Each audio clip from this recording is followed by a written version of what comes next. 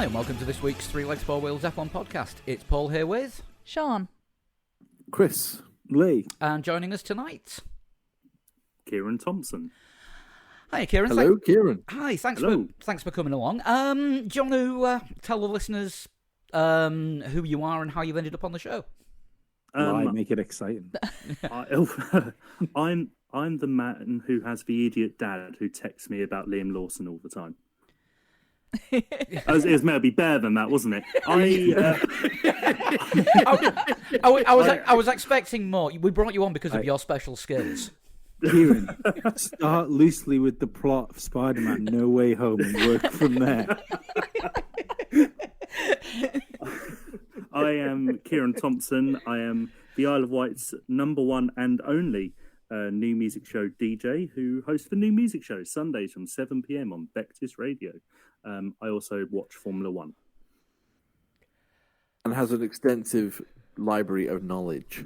A scary level of useless information, which is only useful for the next hour or so, and a pub quiz at some other point. Yes. Pretty It's a much shame we don't do a... Sorry, Sean. I was going to say, that's pretty much what everyone's based on here, really, is sort of useless info that you would never use anywhere else. That's all we need. Well, That's how I live my life. all the pubs around here got sick of us winning pub quizzes, so I now present them. Yeah, we did manage to go the entirety of 2009 unbeaten. It's pretty good going. Never go back to that pub again.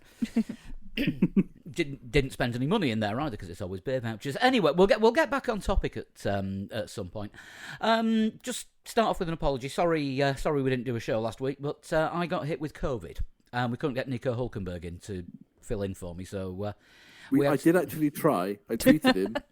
I saw the tweet and I saw all of the no responses. Bastard. I mean, I guess Mainly because he liked a last-minute stand-in, doesn't he? well, he's been the stand-in 3 times for COVID-related absences.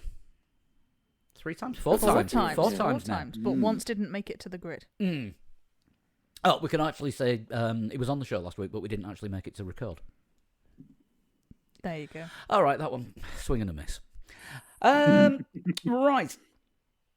Probably a bit too late to do a Saudi Arabian Grand Prix review. It happened, DRS, battle for the lead, Perez got done by a safety car, Ferrari won. No. They didn't. So memorable. Oh, So memorable was that race. Fucking hell. COVID fever dream. Ferrari COVID didn't won. win. COVID won.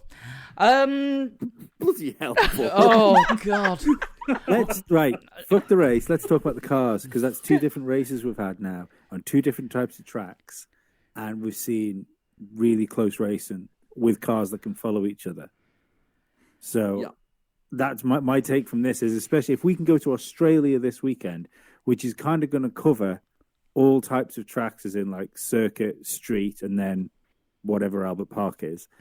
I think we've fixed Formula One as far as racing goes. If we get close racing in Australia. Yeah, I mean the battle between Max and Charles sort of proved that the cars can actually get close and pretty much go will to will without trying to kill each other,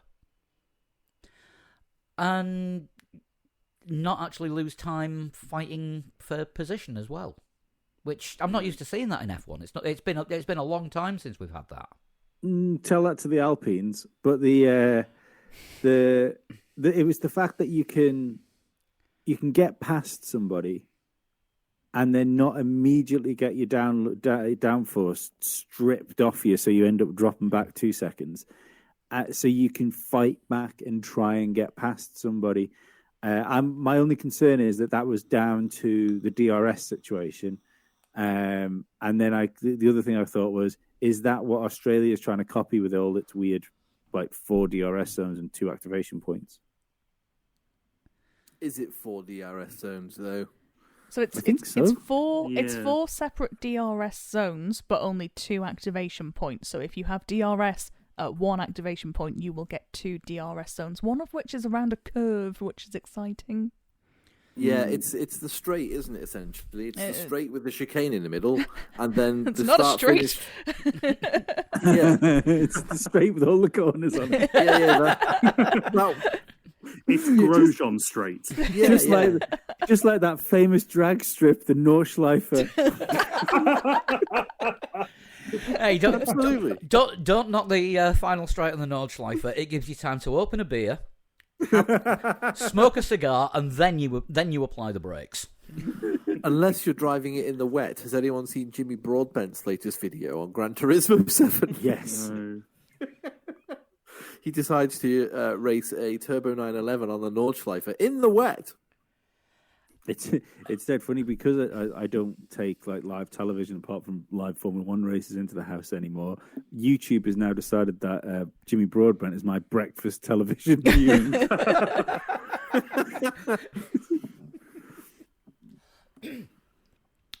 But yeah, it does seem that the cars can race each other. But you say somebody tell that to Alpine, right? Ocon in a pink car, sleeper agent. It's been reactivated. Must kill teammate. Yeah. I mean, I know it didn't matter in the end anyway because Alonso retired, but that fucking race between them really fucked up, didn't it? Yeah. It may have cost Alonso his power unit as well. Yes. Possibly fighting so hard with your teammate.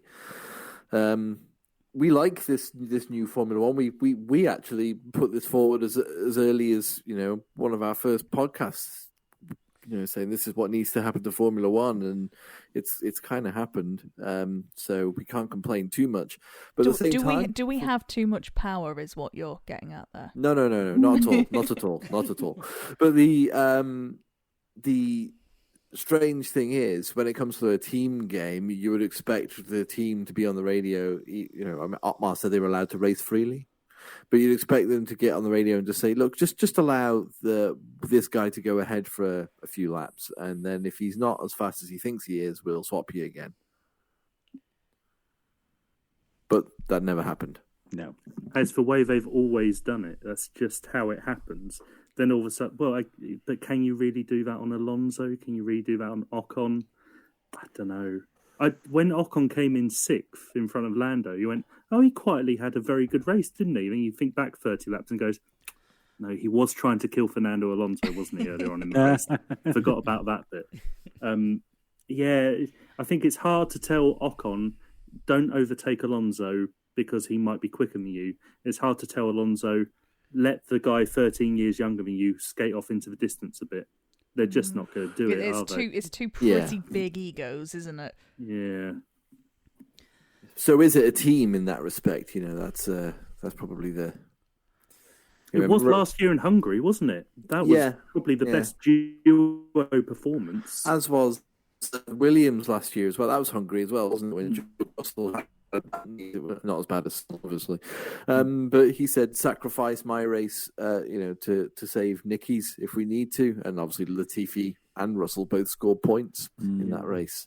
So you've got to be that team player, but at the same time, I don't know. I don't know who's in charge of making sure that you've got to play the team game. There's a fine line, isn't there, between playing that team game and multi-21. Making sure.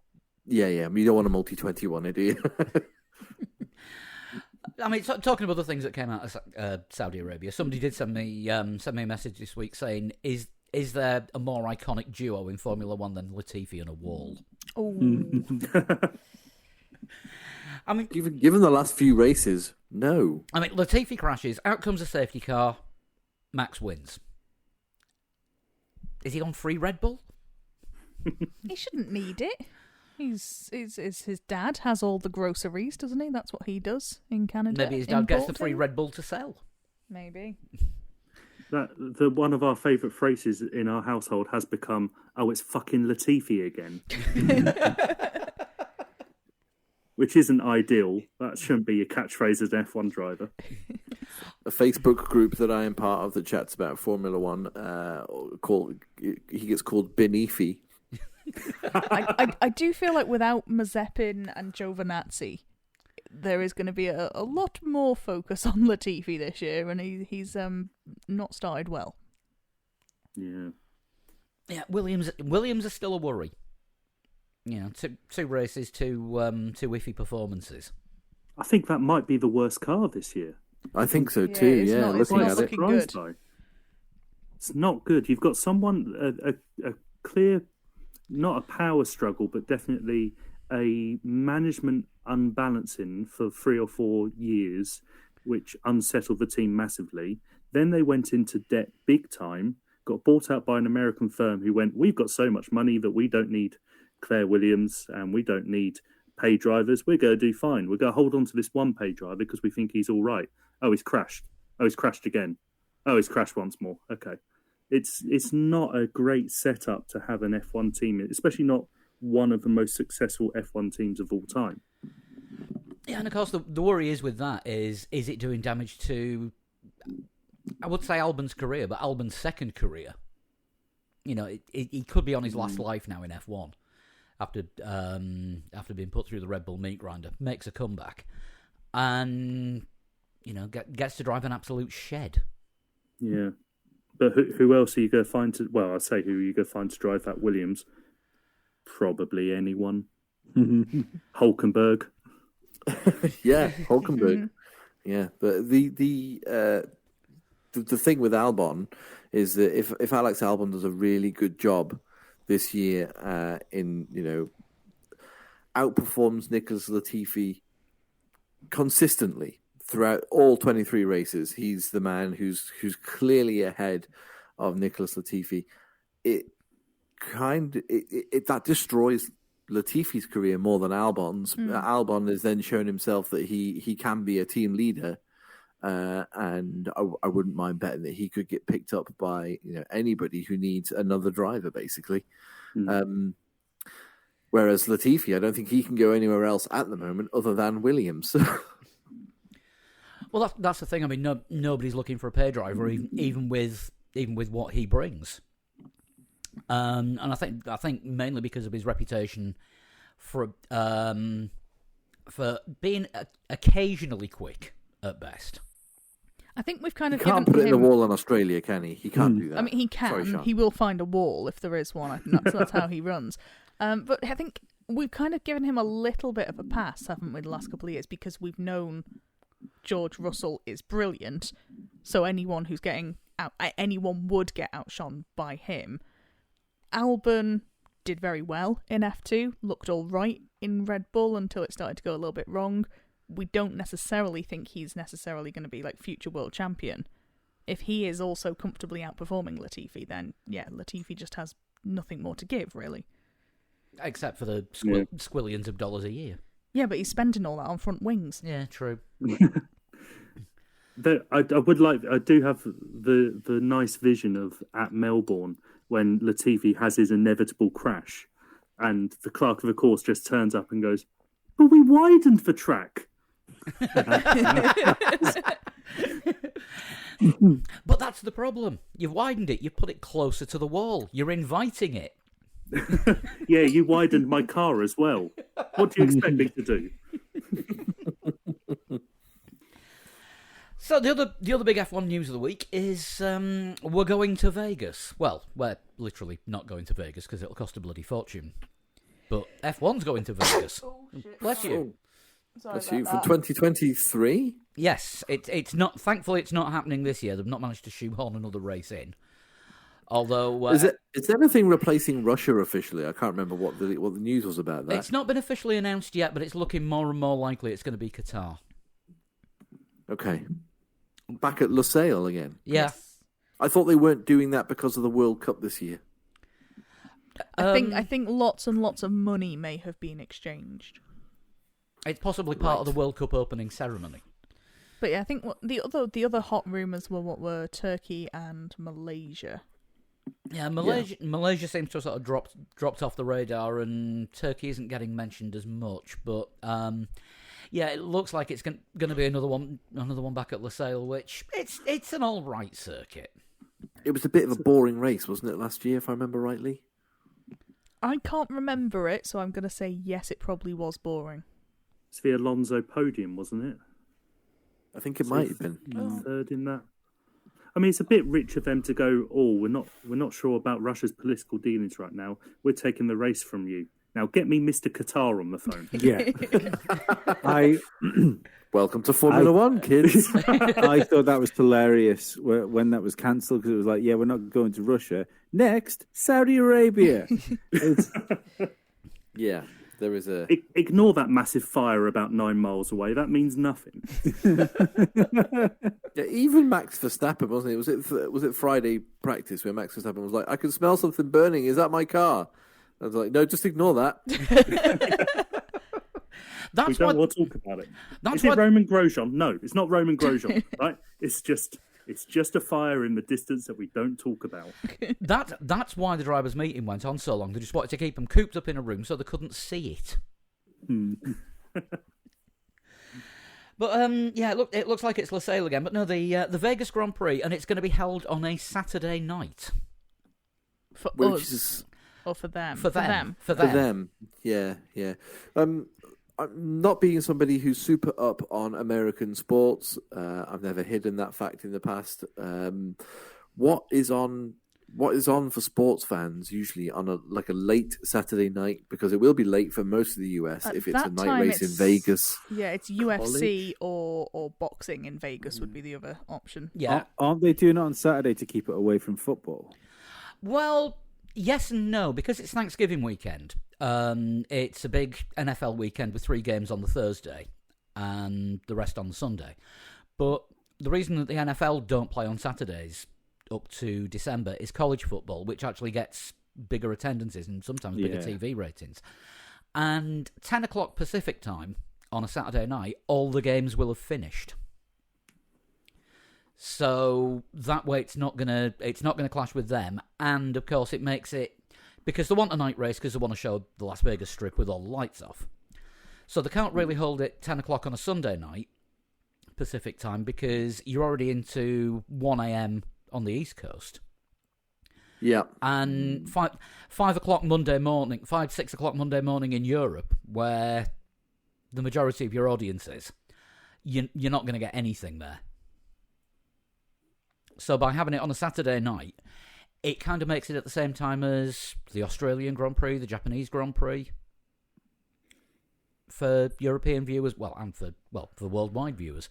So, but also, is it more accessible for American fans? Because I think that's the big deal, isn't it? You know, we've gone from no races in America to the occasional race in America to this one circuit that everybody seems to love at COTA.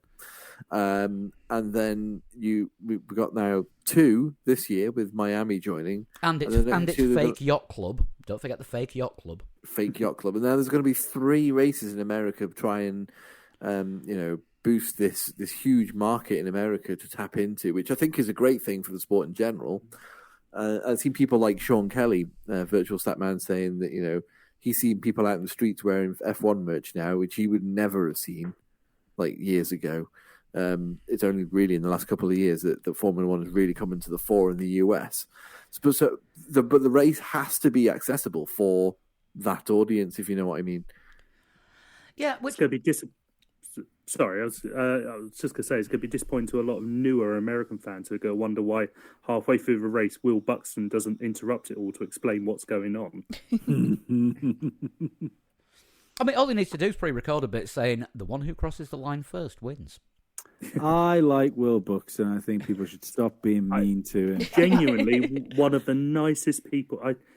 Name drop. I interviewed him for a project that I did about 5 years ago at uni. He was, of everyone I interviewed for that project, he was the nicest, most loveliest person. Gave you all the time he had. I've got his email address somewhere. I could do you know what? I really slip it feel under sorry. the table.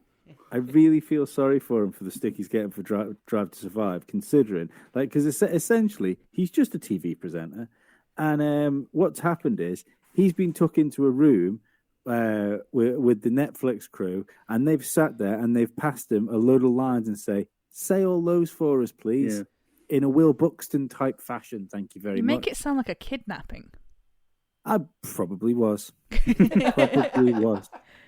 There's a couple of comments on a Simpsons F1 Facebook group, which is around about my exact target audience. Which I think I'm part of that group too. It's called Put It In MGUH. Yeah. Shout out to all 23 of them. And someone was like, I can't stand that third fake commentator on Netflix on Drive to Survive. And you're like, that's Jack Nichols. He's not fake, he's real. He's an actual person. He does the Formula E. I know it's bad, but he does the Formula E. The problem with Jack Nichols on Drive to Survive was, of all the fake commentary that's like interjected in the race where it's clearly being done after the fact just for Netflix, his sounds the most plastic. Yeah. He makes jokes about it on the Checkered Flag podcast every so often, about how fake he sounds on there. At least he recognises it. Which we still never got the invite to go on, because Jenny Gow said she was going to sort something out. Was it something we said? Possibly. Well, you're all more than welcome to come on Vectis Radio's new music show. Me, Kieran Thompson. I mean, Chris has been on there about 34 times. He probably got a PRS check from us. So probably did, to be fair. I was going to say, you played stuff by three of us. Yeah. Clans have got a new album coming out, Kieran. Oh, right. Yeah. Oh, send me a message. Yeah. Get you on. Have I played anything by Sean? I don't have music, so I doubt you will have played anything by me. Have I played anything by you, Paul? Vita? Oh, probably have then, yeah. Sorry about that. Not that I forgot. The answer then should have been, yeah, I probably did. Always nice to meet a fan. Sorry, we strayed away dangerously here, haven't we? Yeah. It wouldn't be the show without a good old tangent or 25. Where were we? Yeah, Australia. So, 4 DRS zones, slightly reprofiled corners in a few places, a wider track, and up in the middle of the night. Oh, we were talking about Vegas, weren't we? This is how far we got derailed. We've done, I think, with Same Australia, thing. haven't we? What do we think about the circuit? Like the actual... Cause I got to be honest, the circuit doesn't look... It's underwhelming, to be honest. It looks like it could be a bit procession-y, doesn't it? Like, it's not screaming, oh yeah, that's a race. Yeah, gas brake turn, gas brake turn, gas brake turn. I mean, it's a Lance Stroll circuit. I've heard both things now. I've heard people say it's going to be procession-y. Then I've heard racing drivers say, "Oh no, like there's at least 2 or 3 overtaking opportunities around the lap." I just don't think when it comes to these things, when you're looking at a top-down map of a circuit, you're just not going to know until you go there. This is very true. It's a bit wide, I found. You could drive a cruise ship through the straight. It's so wide. It's like Azerbaijan in that respect. Well, what do you think they're going to do the team principals parade on? Because as of Miami, that's now going to be a thing. What, the team principals parade? Yeah. Fuck off. No, seriously, straight up, it wasn't an April Fool. Jesus No, I Christ. read about this as well. Is it an April Fool? I thought that was a joke. It does feel not like a thing that should actually exist. Because, No, hang on a second. sorry, you misheard what I said. No, Paul, what are you on about? That's not a thing. I didn't read that. But no, apparently in Miami, the team principals are going to go around on the back of the flatbed as well. I mean, if anyone other than Gunter Steiner is allowed to talk on that is just going to be a snooze fest, isn't it? And we all know, because of Drive to Survive, that Gunter Steiner does need his own show. Yeah, Did give him anybody a separate catch his- float. Did anybody catch his remark that he actually made to the media after Kevin Magnussen scored 2 points in Saudi Arabia? Is this the one about fucking the paddock, and then he's then since denied it and said, no, I said hug. Yeah. I would have fucked the whole paddock last year for 2 points. What he said? That's incredible. Oh, Lawrence Stroll, that's a difficult fuck, isn't it?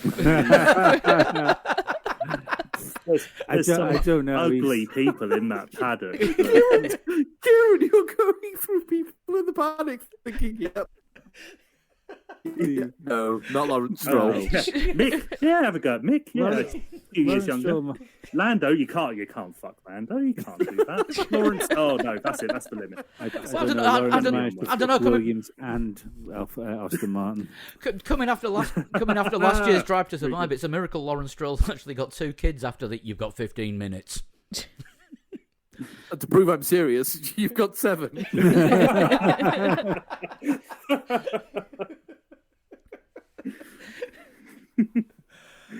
Oh, God. Ghastly human being.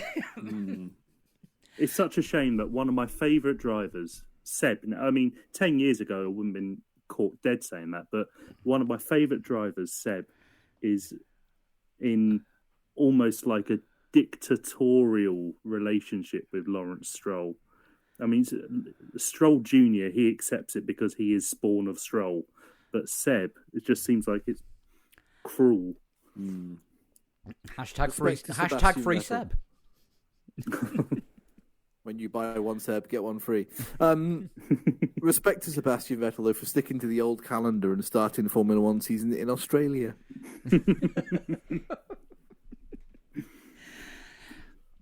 Yes, of course, he is, like us, returning from COVID. COVID-free for race 3. It's hard to get on a T-shirt, that, isn't it? I don't know. Okay. Yeah, I think it probably is, yeah. Or 5 people with different T-shirts. COVID-free, 4. Oh, Pete, you've got a 3 instead of 4. Oh, Pete, what are you doing? Did you see the football team that lined up for the traditional pre-match photo last week, and the T-shirts all had a letter on it meant to say "Stop War," and unfortunately they stood in the wrong order and it came out "War Pots." Excellent. Sorry, Raw Pots. Raw pots. They got it exactly backwards. Yes. Brilliant work. Yeah, they waved at one set of fans, it looked normal. They turned it round the other. Whoops. I did see the minute silence the first weekend of the football after the war broke out, and they had the mascot next to, I can't remember who it was now, but you know how mascots have big fluffy smiley faces, and now for a minute silence, just big smile on the mascot whilst 11 people bowed their heads. Have you come across the Twitter account Mascots Minute Silence? I have, yeah, that might have been where I saw it. It is exclusively mascots looking a little bit gormless at somber moments. It's very tasteless, very, very entertaining. Brilliant. It's always funny is that I think it's Grimsby that have got the giant haddock, isn't it? It's very, very difficult to look poignant as a giant haddock. Right, hang on a second. I'm Googling Grimsby mascot now. I went to uni in Lincoln. That was a giant haddock was like the nickname for several of my mates. A giant haddock from up there in Grimsby. Sorry, Sam. That was his name. Is that? That's a No, shrimp. Grimsby's mascot is some old guy. Like, I don't know what Is that this is. him with his Sorry, costume off? Sorry, Grim. It's the Mighty Mariner, apparently. Is it now? I'm probably going to speak for lots of the listeners by saying I've no fucking idea what's going on. Hi, and welcome to this week's Three Legs Four Wheel. All I'm saying, Lee, is you wouldn't fuck Lawrence Stroll. I feel like there should be a pause and like some dramatic music going dun dun dun. Previously on Three Legs Four Wheels. What the fuck is the nose on that thing? What, Lawrence Stroll? No, the Grimsby mascot. Seriously, what is wrong with it? I've sent it to you all. You should all have that It now. looks like a giant paper cup from this distance. Maybe it is. Anyway, Formula One, yes. Oh, Christ, I've just seen it. oh, God, it looks like something out of Operation U-Tree. It's possibly the tree. Sorry. Steve Coogan's playing him in a BBC One drama later in the year. Shall we talk about the Australian Grand Prix? Yeah. Let's. give it a go. Probably for the best. I won't come back, I promise. Okay, Kieran. I blame Paul for this. Carry on. So yes, Back to Melbourne for the first time since 2019. The new, allegedly improved Albert Park circuit. I think these improvements were planned for last year before the race got cancelled. Am I right? That does ring a bell, yes. Well, yeah, because the race was going to be in November, wasn't it? Yeah. And then quite early on, they said, no race this year because we're not changing the laws to allow people in before Formula One gets here. So we may as well cancel the race now. And I think that was like, because they moved it from the beginning of the year to the end of the year, and then I think it was like, must have been like July or something that they cancelled it. June or July. Yeah, that does sound about right. So it wasn't a last minute thing, unlike 2020. Well, Which was extremely last minute. That was about 20 minutes after the last minute, wasn't it? So with the changes, let me just bring the details up. The widened turn 1, widened turn 3, and made massive changes to turn 6 and practically everything from turn 9 onwards. It's all very, very smooth now, isn't it? I think it looks good. Yeah, and of course, with the 4 DRS zones, I think, because Sean, you said one of them's on a curve, and that's the that's the notorious sort of curved straight where Jacques Villeneuve's rear wing failed on the BAR debut in '99. It's not what you want, really, is it? To have any kind of failure there when you've got your DRS open. Yeah. So... No. You know, he practically invented DRS in that one move and then had a massive spin. Your DRS is too good. Get off the circuit. Get off the circuit. There is scope for a massive crash down at turn 11, because I remember right, the last little bit of that is a little bit blind. If you're going flat out from turn 5 or so all the way down to that fast left and then right, you've got a bit of a scope for something to happen there. Yeah, quite possibly. Yeah. Especially if we see DRS gate again, where it's just like, oh no, after you, and then somebody's got all of the DRS for the straight with the corners in it. I think I described it as earlier. So not straight. We're back on Clarkson again, aren't we? But there will be DRS wars. I was just going to say that's all. Sorry. Yeah, I was going to say because it does look like a straight run from you come out of turn 6 and then get to turn 10 under DRS, and of course the chicane's gone, so that is just going to increase the speed massively. Yes. Yeah. I fear for Mercedes in this one again. Now, this is an interesting one. Yeah, I think we all would say not fear for Mercedes. It's not like they're right at the back, are they? They're still scoring points. They're just not miles out front anymore. But Mercedes have threatened, I haven't seen anything confirmed, but they've threatened to bring upgrades to Australia. One to Australia, one to Imola, and then another one to Barcelona. That's very early. Whereas most teams have said, oh, there's a bit of weight to be saved here, but we're going to wait until we get to Europe to do it. And they have to, though, don't they? They have to solve this problem. If they don't do it, if they don't do it within the next couple of races, that's championship over for them. You know. Yeah. Well, we were saying before about Sebastian Vettel having a 21 race season. It does look like, Mercedes might have to start their season in Australia.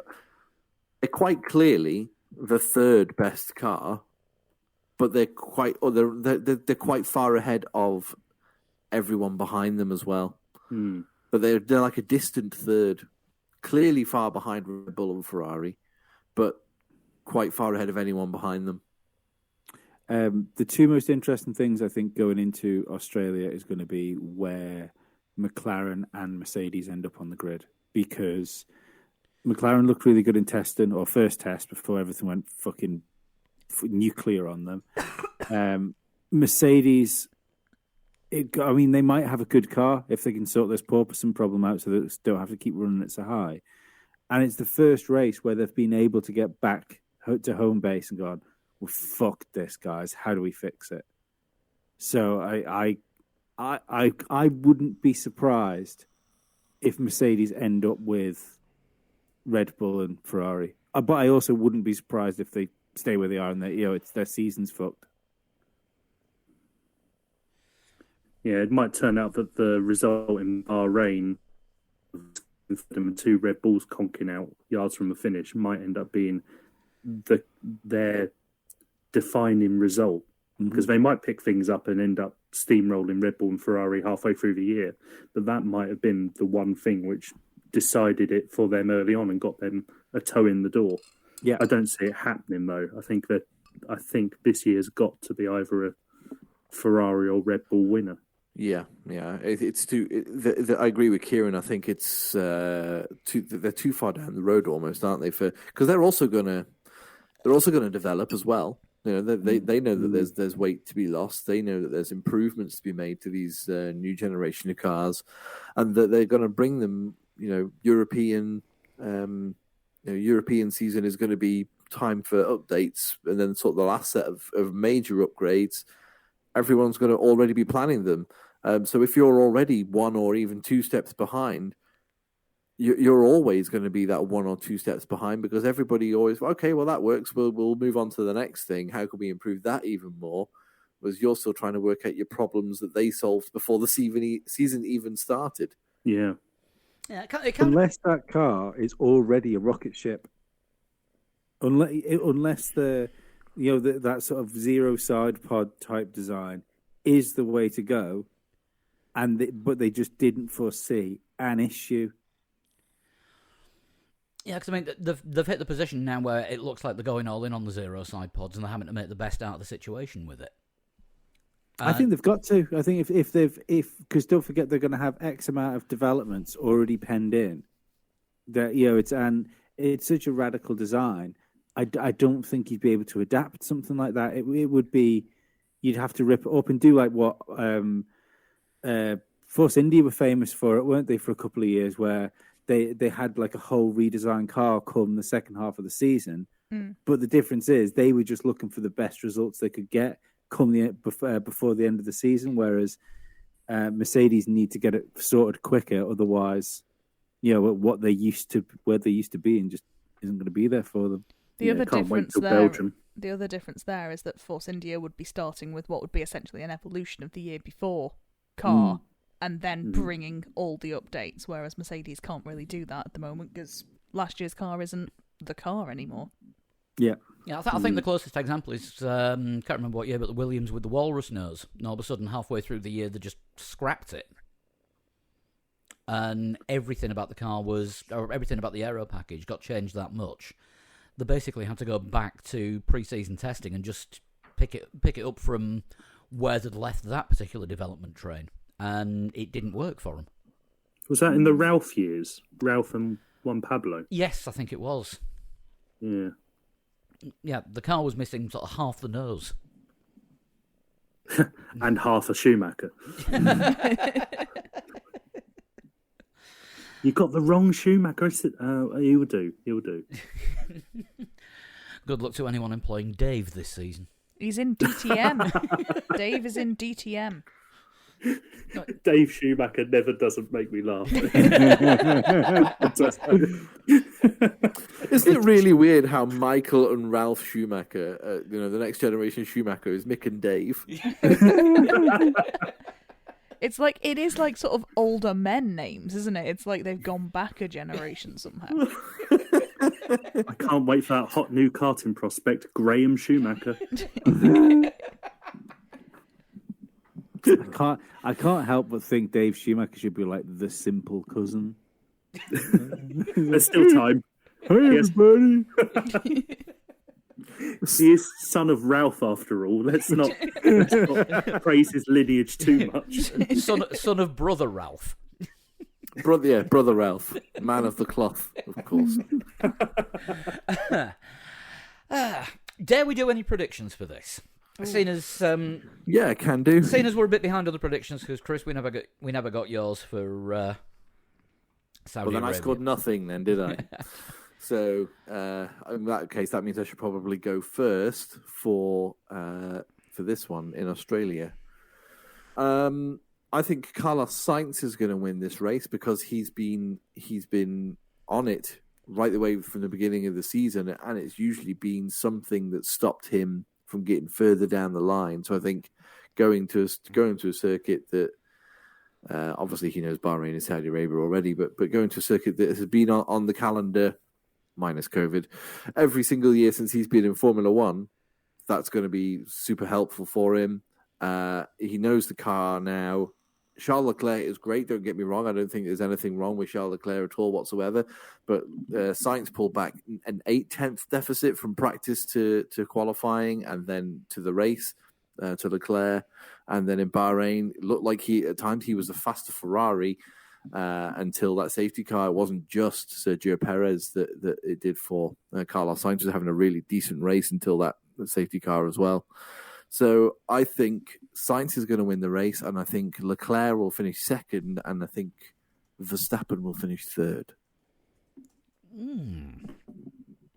Anybody want to go next? I am going to go for Verstappen win, Sainz second, Leclerc third. Okay. Kieran, Lee, either of you? I'll go Verstappen win, Leclerc second, Perez third. I was just trying to look at I put a quid on Sainz to win the World Championship at the start of the year. In Venturance, I know. I was just trying to see how much that's worth cash out. 62p. Ooh. Yeah, I don't think I'm going to go for Sainz. Stick with it. Yeah. Stick with it. I'd hang on to that. It's not quite a Leicester City. A friend of mine has £10 on Lewis Hamilton not to win a race this year at 50-1.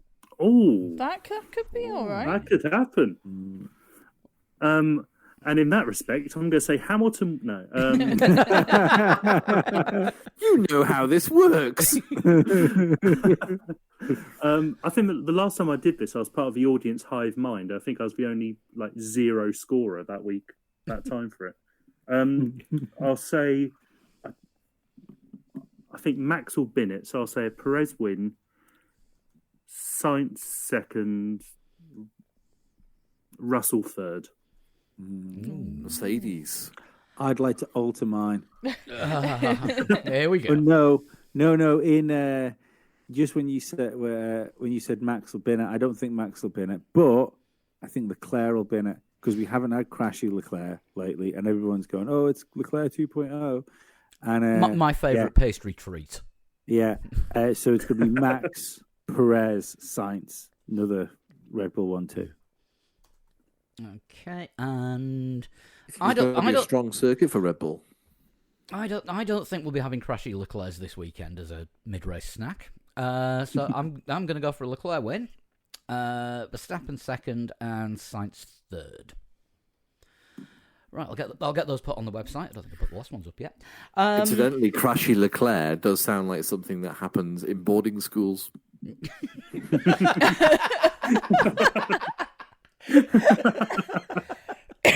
Sort of around age 15 to 17.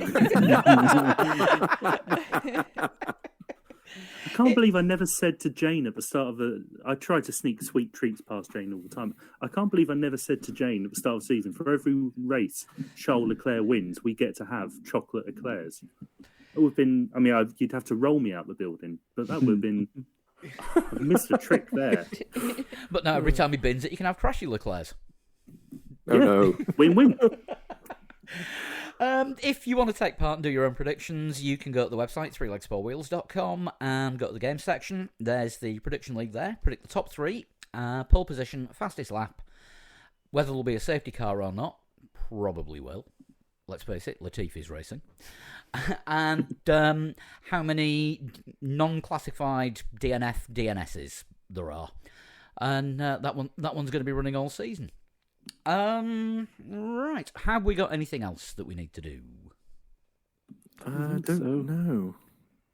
We don't normally have any other business. We don't, This do has we? put us on the As- spot. Did we mention everything we were supposed to mention? I can't remember. I think Because we went off on a few tangents. What was on the list? I didn't write it down. Don't write these things down. I don't want to point out who are the two people here that do radio. But Sean mentioned at least a list. You know, that's production there. I was led to believe a list had been made. No, we were just talking about it. I thought somebody else was doing it. As I work in IT, somebody else always does the writing down. I'm gutted that a total shunt has gone. I because was you'd- funnily enough, I was just about to say we've had Dead. It's gone. Dead. It's the amount of times where Jane has to hear me in the other room It go, will be resurrected. I think it's at one- Thiago Montero, you know. In the future, I see a bright future for a total shunt, but not this season. Well, what I was going to say was, as we've got a special guest, and Dead. as I've been sent some things Don't in call by the special listeners, guest dead. we've got a new quiz. It's called "Who the bloody hell's this?" Then. You're definitely not from Yorkshire, are you? They wouldn't do this on the Isle of Wight, Chris. No, they wouldn't. No, absolutely not. No, these have been. This has been sent. Who's that nipper then? It's been sent in by Michael Gutland. He says he's got a near lifetime supply of total shunts in his brain, but thankfully he sent some on email, so I didn't. Near lifetime. Yeah, Christ. but I didn't have to take any of his brain out. He actually managed to email some of them. Oh, that's So good. these are. Wait a second. He lobotomized himself. This is taking it a bit far. Yeah, I'm not sure we should get behind this at all. He sent it on a Windows Mail account. He may have had to have lobotomized himself to be able to get through setting one up. Right. I was born with Yay. a French name, but was not born in France. Romain Grosjean. Was Jean Alesi born in Italy? I think he may have That been. rings a bell. I am considered by many to be slow by Formula One standards. Ralph Schumacher.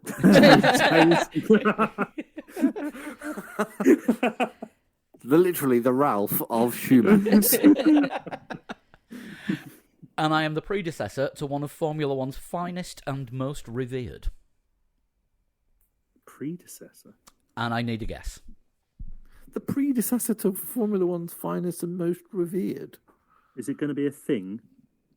Well, let's have a who is Formula One's finest and most revered? I'm leaning towards And Senna? non-human. It's going to be Senna, isn't it? Is it Senna? Or, yeah. Senna's dad? Mr. Senna. Yeah, Ayrton Senna. Well, no, it's somebody with a French name. It would be Monsieur Senna. Yeah, it would be. Well, actually, I believe, getting super nerdy, I believe he was Mr. De Silva. That's not a French name, though, is it? Le No, Silva. it's not. Le Silva. No. Mr. D'Argent. So It are we would be looking for Mr. somebody who was D'Argent. maybe French and Ayrton Senna took his seat?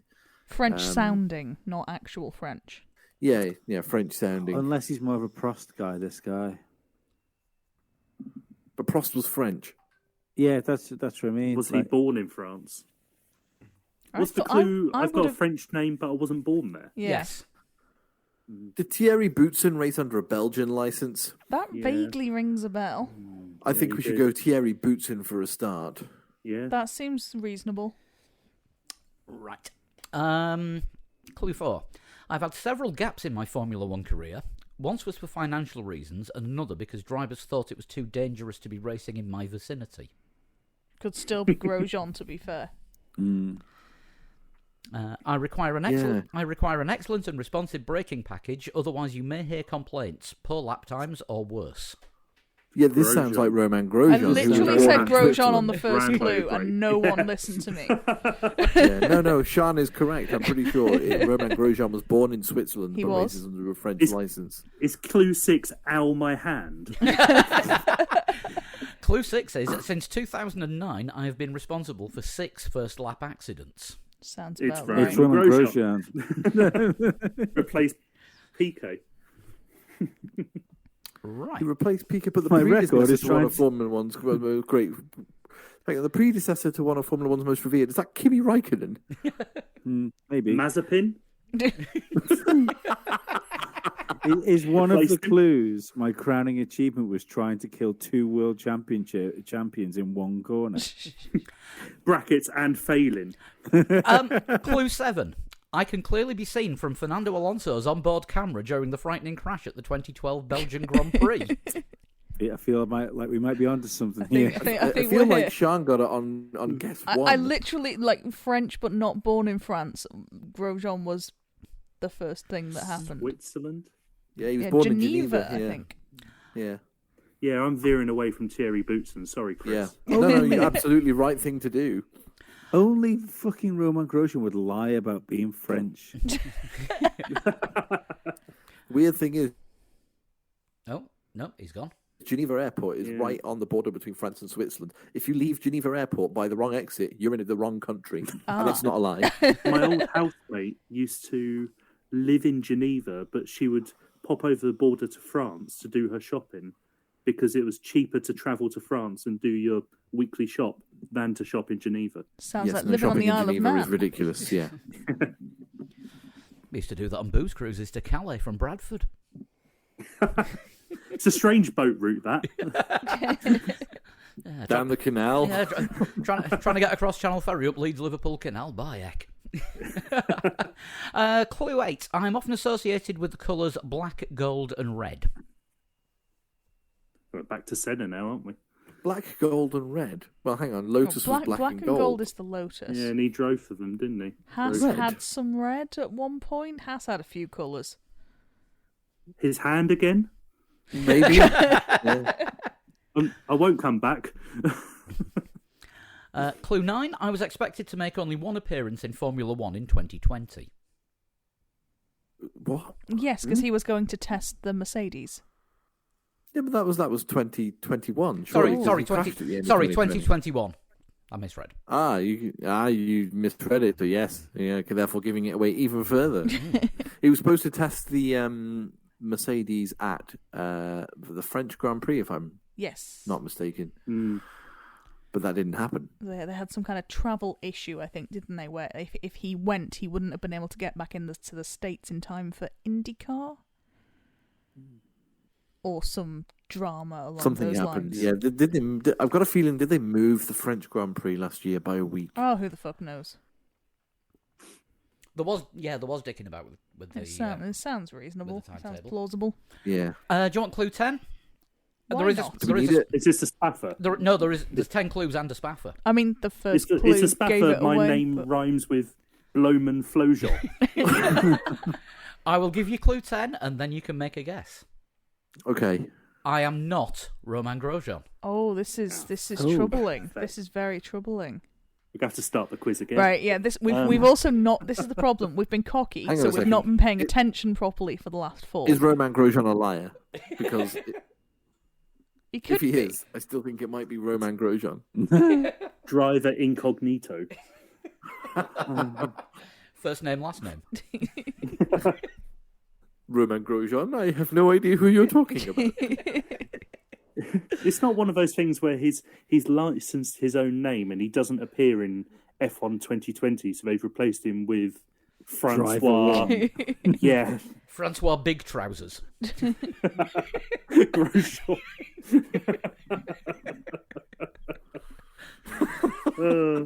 I mean, I suppose the thing is here, he says the name sounds French. What if he thinks Pastor Maldonado sounds French? I It think seems like he's it's open lost. to interpretation. This. This is true. Traffic There of is an drivers. element of interpretation as to what sounds French. He has given me a spaffer. Go on. It's. I apologise if my cryptic clues have been the source of your frustration. Could have been Roman Grosjean. I'm taking a moral win anyway. Oh, is it Spa? La Source. La Source is French, but not actually French. It has probably been the scene of many first lap incidents. The flag is black and gold and red. The flag. Yes, correct. Yes. This has gone from being one of my greatest audio moments ever. It's meet your heroes moments of all time, where the person who's wrote in the Total Shunt, who I usually nail every week, me over with oh. So, your guess? La Source. Yes. Yeah, it's got to be La Source. Since 2009. Oh, it's meant. Yeah. Okay. Sorry. I am La Sauce Hairpin. Yay. Yeah. Very good. That was excellent. Who It was, knew there were so many similarities between Grosjean and a corner? So just go through all of those clues again for La Source. Okay, born with a French name, but not in France. Yep. Belgium. Yeah. I'm considered by many to be slow by Formula One standards. One of the slowest corners on the. Oh, okay. Yeah. Okay. I am the predecessor to one of Formula One's finest and most revered, Eau Rouge. Eau Rouge. Yeah. Okay. Gaps in the Formula One career. One was for financial reasons, and another because drivers thought it was too dangerous when they stopped racing at Spa before they completely remodeled the circuit. Yeah. Yeah. Yeah. And financial reasons when it was at 2006 or 7 or something, when it dropped off the calendar for a year or two. Yeah. Mm. Excellent responsive braking package. Yeah, it can screw up a lap. 6 first lap incident speaks for itself. You can see the corner from Alonso's on board while Grosjean was landing on him. Associated with the colours black, gold and red, Belgian flag. Expected to make only one appearance in Formula One in 2021, the Belgian Grand Prix. Yeah. So for our debut, who the bloody hell's that, or whatever it was I called it. I'm not starting a spreadsheet for that game. That can go on to the last one. We'll put that down as an honorary total shunt. Yes, maybe. I don't know if it was the first one I ever sent in. I did send in a total shunt to yourself, Lee, years ago, and it didn't. I don't think it ever got used. Oh. And It probably just got buried, mate. I tried to pander to you a bit because I decided if I word it right, he might go, oh, this is funny, let's use this one. I'm pretty sure clue 1 was I am a fucking prick or something like that. You know, after I was born in, it was, as well as being a prick, I'm also an arsehole, you know. I probably just read that. Was it first. Lance I thought, Stroll? "Fuck, another one. I think it was Jean-Louis Balestre. Oh, okay. Yeah. Yeah. The old old FIA president. But FIA yeah. president, is that correct? Yeah, he was, President of the FIA. Yeah, he was FIA president before Max Mosley. Jean-Marie, not Jean-Louis. Yeah. You're not mixing him up with But Jean. no, I mean, you're not mixing him up with Jean-Louis Delatraz, who was also shit. And arguably a prick. Yeah, no, I thought that might get lost somewhere in your inbox, Lee, but I just thought if I swear a lot, he might go, I like this one, it's got swearing in it. and I would have done. I absolutely would have done. But no, it just ended up with fucking, like, my inbox was just full of things. Yeah. Full. And this is why we've got that little E on the podcast listings. Well, thanks a lot for putting up with us this week, and thank you for joining us, Kieran. Just in case anyone's forgotten, because I don't think you've mentioned it at all, where can people hear your radio show? Well, you can hear me on. Oh God, I'm not going to do the Alan Partridge voice. I'm on Sunday nights on Vectis Radio between 7 and 10. It's at vectisradio.com, or if for some reason you're on the Isle of Wight, firstly, swim, get out, do what you can. I don't mean that. Secondly, it's FM 104.6. I'm also on Wednesday evenings at 6 o'clock with something I call the New Music Podcast, but isn't a podcast whatsoever. It's just a 15-minute long feature of music and things. Yeah, that's where you can catch me. Just in case for people that can't listen to it at that time, is there a listen again feature because it clashes with like iRacing League? there isn't for the main show. And this is just reminding me that I was going to do something and put it up again, and I've completely forgotten. That's a bit of a mistake. But no, there isn't. But all the podcasts are listen again via Mixcloud. And on Mixcloud, we're just known as Vectis Radio, I think, or we might be the Vectis Radio iPlayer, which is, I think, trademark theft. And I work for an intellectual property firm now, so I should probably let them know that. What, Vectis Radio or the BBC? Who came first? I mean, we didn't get electricity to about 1984, so I'm not banking on it being Vectis Radio. But yeah, I'm on there, and yeah, you can catch podcasts and things like that on there. Excellent. We did an extra Patreon show this week, which you will probably have already had notification of first, because the Patreon ones tend to go up quicker. But if you want to get the extra shows that we do from time to time and get access to the podcast early, you can sign up to Patreon for as little as $1, €1, or £1 a month. And if you go to patreon.com/3legs4wheels, you can sign up there. Of course, we're at 3legs4wheels on all the socials, and the website at 3legs4wheels.com, and individually on Twitter, we are... At Sean Cowper. At Flood21. At A Total Shunt. At Pablo100, and... at Kieran is boring. There's no way to follow a Twitter handle like that, is there? I got that read out on BBC 5 Live's practice when I was about 18, and there was Crofty going, "I'm sure you're lovely." I was like, don't do that. I'm sorry. That's my Twitter handle. Just don't do that. Well, thanks again for joining us, Kieran, and thanks to everyone for listening. And all being well, we'll stay COVID-free, and we'll be back with you next week to go through whatever happens in, as it will be over here, the early hours of Sunday morning. So here's to an early night. Here's to an early night on Saturday. We'll see you next week. Bye-bye. Later. Bye. Bye.